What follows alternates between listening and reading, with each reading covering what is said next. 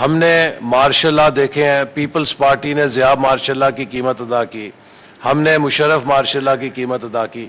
کبھی پاکستان کی ریاست کے خلاف ہم نے مہم جوئی نہیں کی.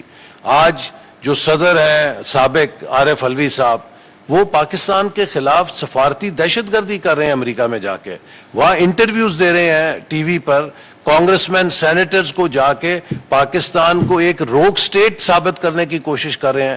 آج پوری پی ٹی آئی دنیا کو یہ بتا رہی ہے کہ غزہ میں اتنا ظلم نہیں ہو رہا، مقبوضہ کشمیر میں اتنا ظلم نہیں ہو رہا جتنا پاکستان میں ظلم ہو رہا ہے. یہ آپ کس کے ایجنڈے کو کامیاب کر رہے ہیں؟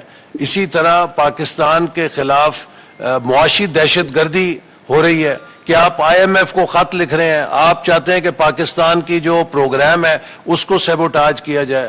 تو یہ کون سی سیاست ہے؟ اگر پاکستان کے خلاف آپ معاشی دہشت گردی کریں، پاکستان کے خلاف آپ سفارتی دہشت گردی کریں اور آپ کہیں جی کہ یہ سیاست ہے، یہ سیاست نہیں ہے.